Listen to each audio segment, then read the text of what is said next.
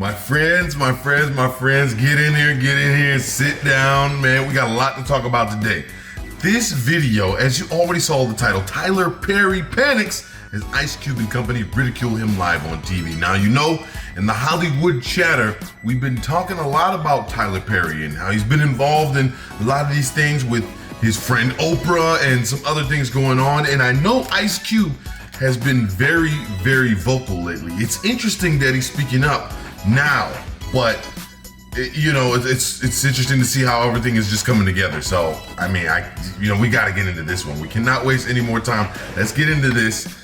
Ice Cube and company talking about Tyler Perry and exactly what he's got going on right now. Don't forget to like, don't forget to subscribe. This is the Hollywood Chatter. The idea of the episode came from one of our actors that was a part of the show, Gary Anthony Williams.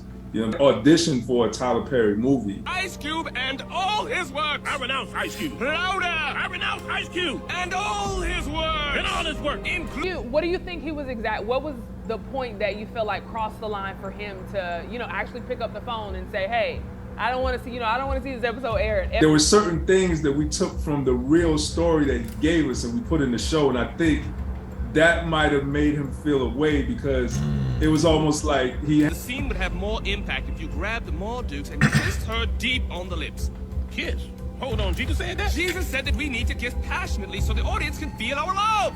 Change it in the... Tyler Perry, the media mogul, joined the list of celebrity billionaires a few years ago with a net worth in excess of $1 billion. The highly decorated African-American actor, producer, director, and writer has an estimated net worth that runs into 7 digits, but his admirable bank figures don't reflect how he treats his employees, according to Ice Cube. His Medea franchise alone netted him $660 million. Come buy me another damn tree. My baby is graduating. Perry has directed over 30 films, 20 plays, and 8 television series during the course of his career. With this success, the actor was able to rise from poverty to become a multi-billionaire. According to Forbes, he owns a 330-acre property called Tyler Perry Studios, which is valued at $280 million and receives 25% of its revenue from BET Plus's streaming services. He also owns TV programs and films worth $320 million. But does he really frustrate his employees? And if he does, how? Stick around to find out.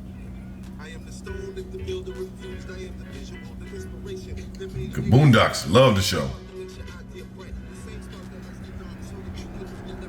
Any fan of comedy and animation must surely have watched the TV series Boondocks.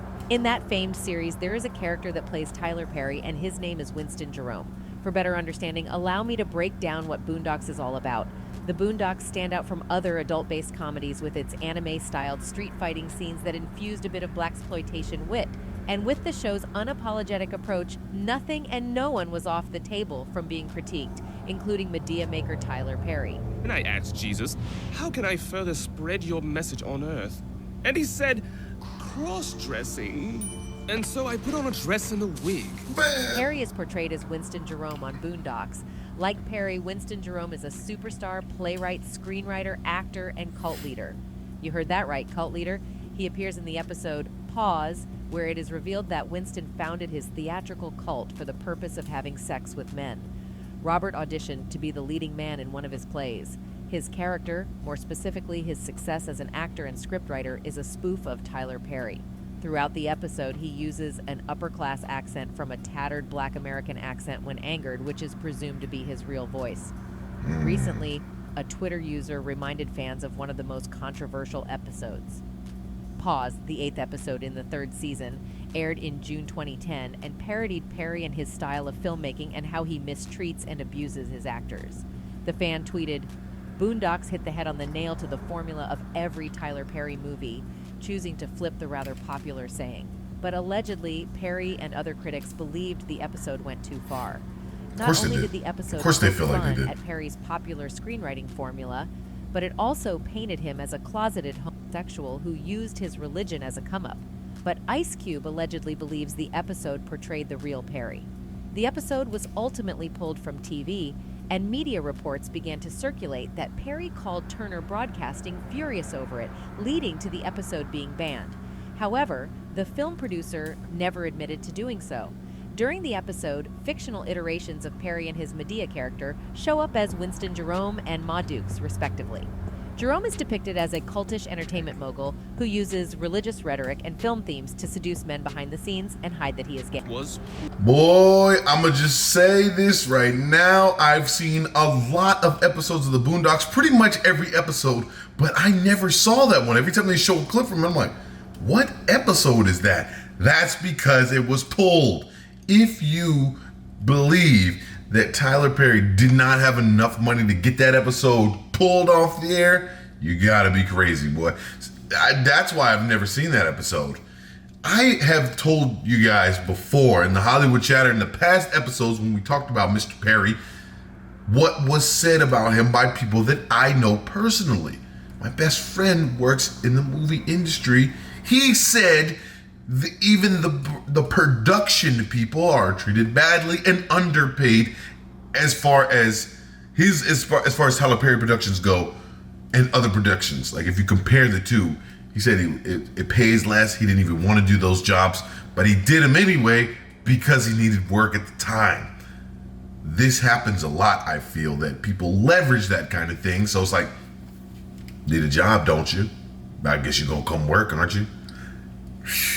And so, like I said, it's weird to see other people stepping in and say, hey, I feel like this. So if it happens on the smaller level, on the production side, on the grip side, it happens on the bigger level with the A-list actors and other people in the industry, just like Tyler Perry. What are your thoughts? Please. With that dress, that wig, and these beautiful muscular gifts from God, Throughout the episode, Jerome is depicted as invoking Jesus and isolating his cast and crew from family and friends to brainwash them to bend to his will. At one point, characters Huey and Riley are so concerned about their granddad that they go on a rescue mission to save him. Near the end of the episode, Jerome drops his polished accent and flat out asks granddad to have sex with him. Look, man, all bulls asterisk asterisk decide. Can I please just have some asterisk asterisk? The fictional version of Perry says. Granddad replies, What? Do you mean to tell me that this whole cross-dressing Christian cult crap is just so you can sleep with men? To this, Jerome replies, pretty much, yeah.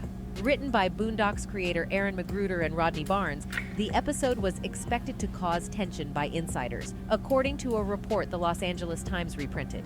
There was also speculation that Perry fired some of his staff and planned to sue the Boondocks over the episode, but he shot those reports down as false at the time. Just like the Spike Lee situation, I feel that no response is the best response. I'm just going to leave it at that, Perry said, referring to separate criticism Lee lodged at him about his work. But I will tell you this, there is absolutely no truth to the rumor that I'm suing the Boondocks. Those are all lies. I'm not suing anybody over that. And I haven't fired anyone because of that show either. I don't know where all that came from, Perry continued. A reboot of The Boondocks was announced in 2019, a month before the death of actor John Witherspoon, who played Granddad. In 2021, it was announced that Sony Pictures had pulled the plug on restarting the show, and Ice Cube believes Tyler Perry has his face written all over that cancellation. In the past, several harassments have been claimed at Tyler Perry Studios. Back in 2015, a former employee of Tyler Perry Studios said in court he was sexually harassed by his supervisor and wrongfully fired. Joshua Soule, a former production assistant, filed a $5 million lawsuit against Tyler Perry Studios, and Brett Hendricks in the Atlanta federal court. The lawsuit also accused Perry of libel. Tyler Perry Studios was then located in southwest Atlanta, where the entertainment mogul's television shows, such as For Better and Worse and Love Thy Neighbor, were produced. In the 17-page complaint, Soule claimed Hendricks, his supervisor, allegedly with the blessings of Perry, subjected him to verbal and physical sexual harassment. According to the complaint, Soule was obligated to work in an atmosphere that was hostile to males by virtue or unsolicited and unwelcome sexual advances, sexual comments, based comments, sexual innuendo, and other sexually charged content. Soule alleged Hendricks, who held the position of continuity coordinator, inappropriately touched him, called him baby, and told him he missed him. Hendricks made a practice of flirting with Soule in anticipation of sexual favors, and made personal calls and texts of a sexual nature to him. Soule said that when he complained about his boss's conduct, Hendricks took steps to adversely impact his employment, but Perry never bothered to intervene. The complaint also revealed Tyler Perry Studios was in violation of Title VII of the Civil Rights Act of 1964, which protects people from employment discrimination, as well as the Civil Rights Act of 1991. Defendant Tyler Perry Studios, LLC, is accordingly charged with knowledge of the sexually offensive conduct of a high-level employee, the complaint said. The plaintiff was subjected to a hostile work environment which altered the terms and conditions of his employment. In the case, Soul sought damages for retaliation, negligent and reckless failure to provide the plaintiff. I just need to know this. Is anybody actually surprised at what's going on here? Is anybody, that could be a simple question. That could be a simple question. I'm not suggesting anything because I wouldn't do that. I wouldn't do that because I don't know. I don't know. And nobody knows for sure. Only they know what the real story is. I just want to know, after all the claims that have been coming out, is anybody actually surprised about this one? And is anybody surprised that Ice Cube's talking about this? We're 7:45 into this video, and I'm just thinking, I'm just thinking, guys. I just want to know that from you. LLC is accordingly charged with knowledge of the sexually offensive conduct of a high-level employee, the complaint said. The plaintiff was subjected to a hostile work environment which altered the terms and conditions of his employment. In the case, Soul sought damages for retaliation, negligent and reckless failure to provide the plaintiff with a safe work environment, negligent and wrongful hiring, supervision and retention, ratification, intentional infliction of emotional distress, battery, invasion of privacy, libel, and bad faith. This is not the only horrific treatment of employees Perry has been accused of. Earlier this year, the celebrated film director was called out by one actor who revealed the traumatic experience he had while filming an episode for Meet the Browns, playing a role that Perry, allegedly at the last minute, decided would be gay. Actor and voice coach Brandon Jay took to TikTok to open up about how filming just one episode of Perry's Meet the Browns turned into the most stressful and hardest experience of his life. According to Jay, a day on Perry's show set is more drastic than the typical one-episode shoot. The actor says episodes are usually shot in 1 week. However, at Tyler Perry Studios, they're shot in 1 day. In addition to the tight shooting schedule, Jay accused Perry of making last-minute changes to the scripts the actors have to memorize before each shoot. Jay had auditioned for and was playing the role of Jeffrey, a stout high school teenager who was being bullied at school.